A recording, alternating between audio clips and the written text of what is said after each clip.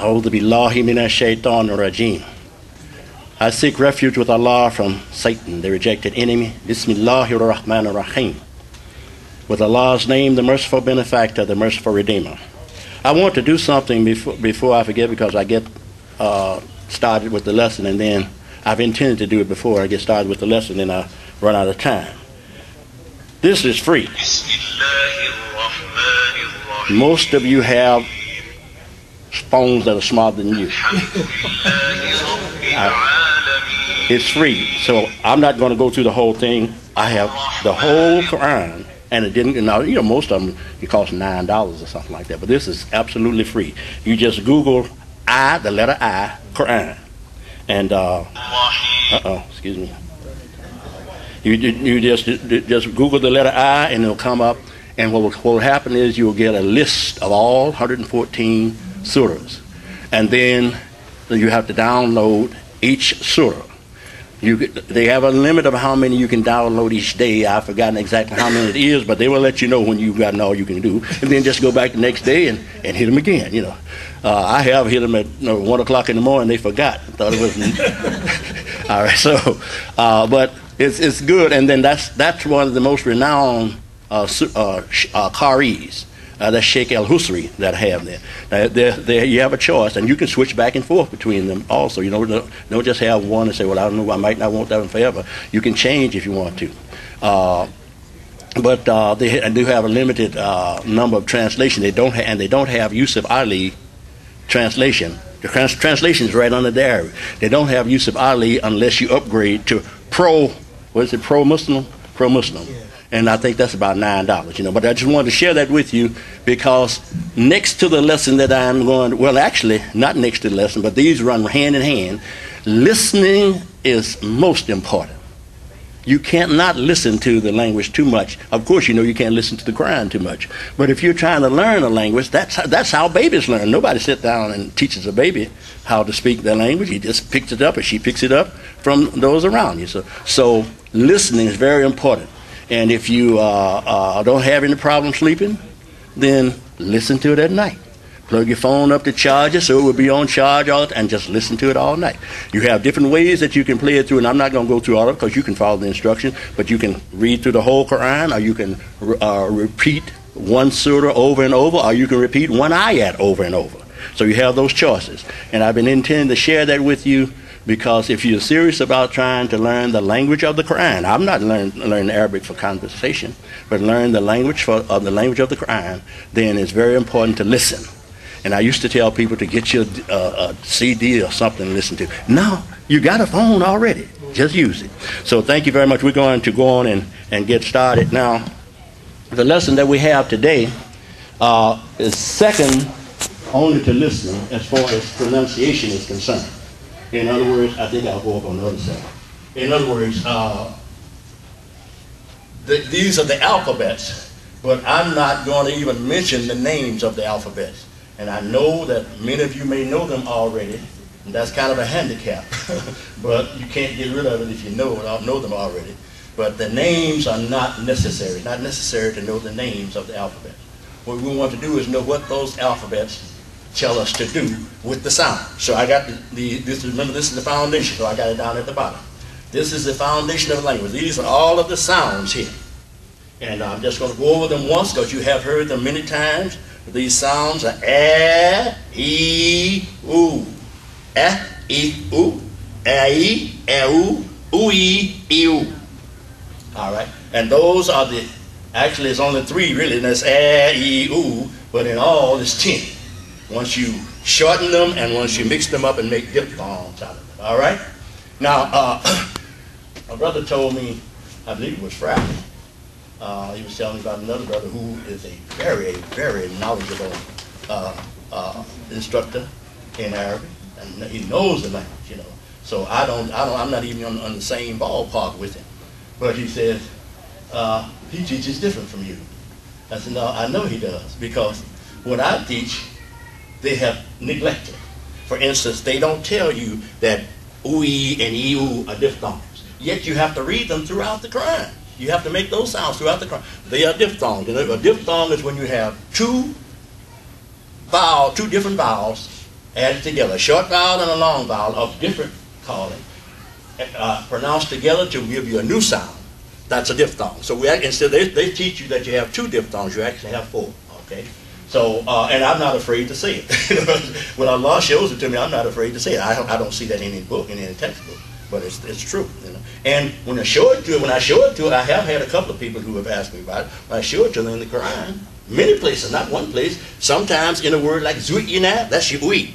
Zuyina, which is one of the most cautioning words in the Quran, where it tells you about when your wrongdoing becomes fair seeming to you. Zuyina, that's fair seeming. When you read that, ways a wrongdoing become fair seeming, over in the Arabic side, the word is zuyina, which is uy.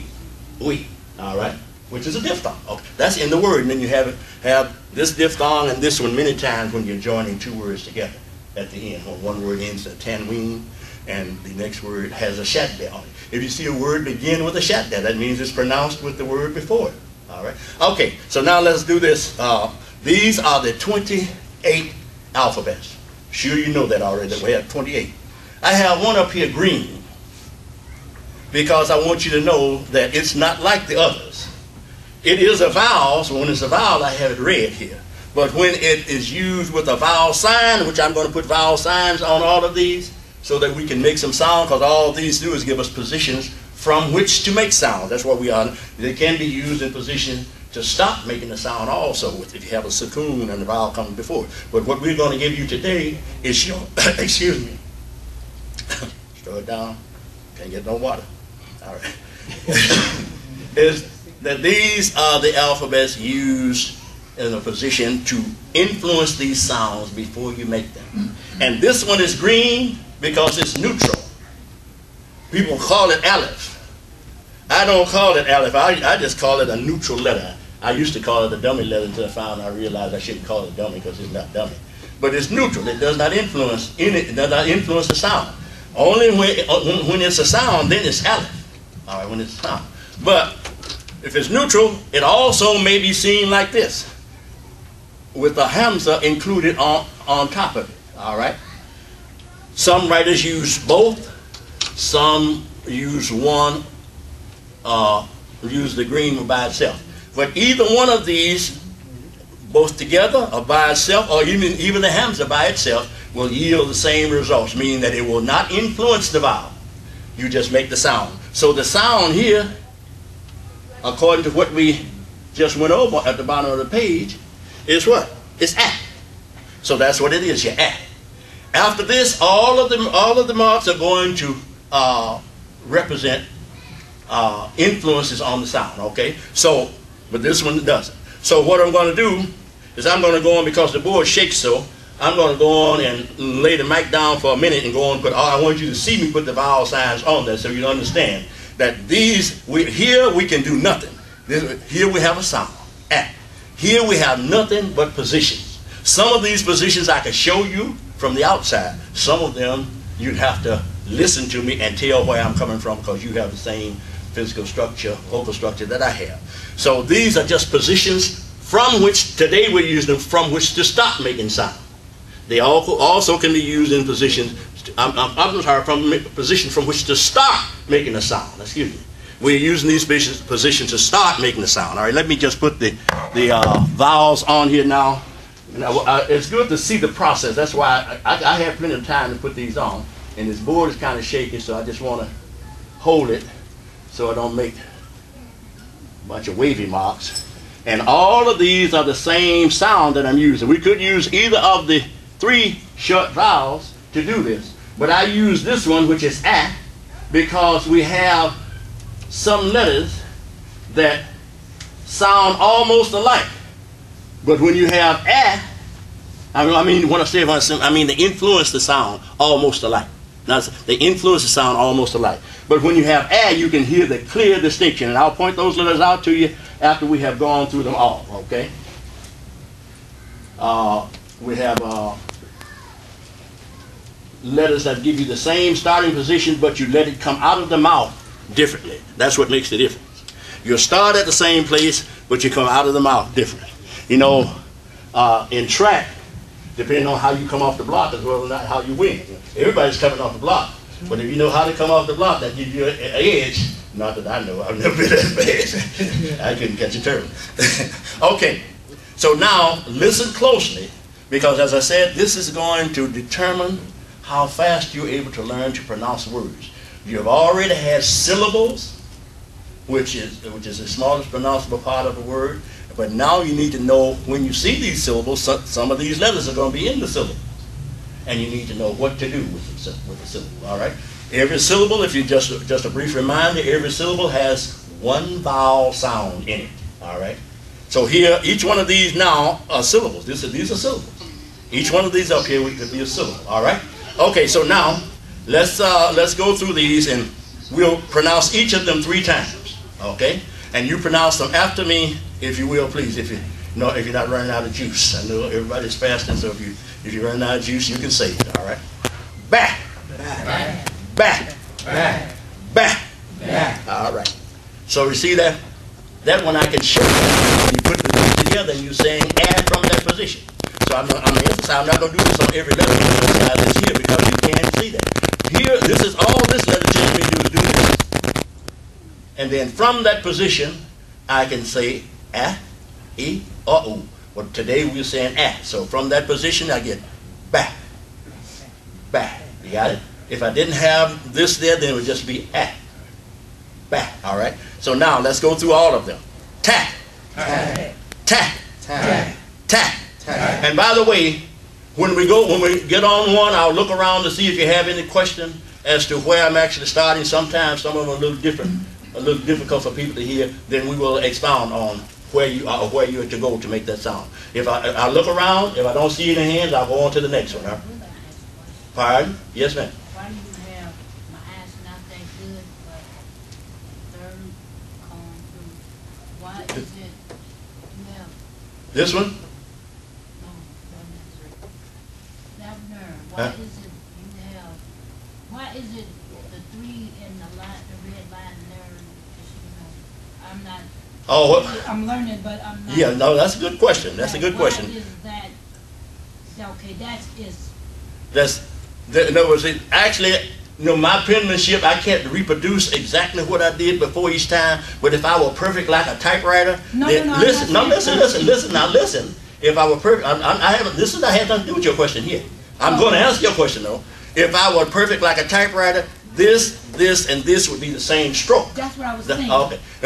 So the difference, but each one of them have different dots. Yeah. Now, this is what you're asking about. This one has a dot below, this one has 2 dots above, and this one has 3 dots above. They are not optional.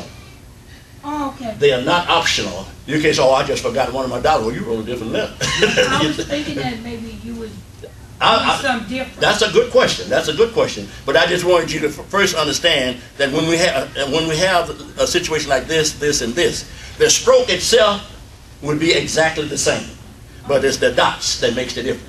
So I know my strokes are not exactly the same. I tried to, but I couldn't get them exactly the same. Okay? Maybe they do not. Just about,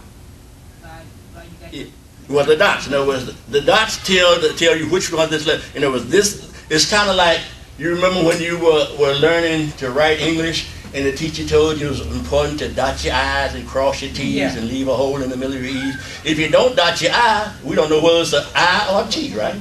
That's the same situation here. If you don't put the right dots on there, we don't know what it is.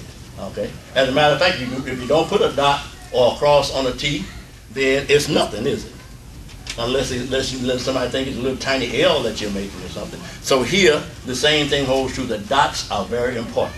Okay, very important. And so we have dots other places also. As long as we're talking about dots, we only have 2 letters that have 3 dots. That's this one and this one. And we have no letters that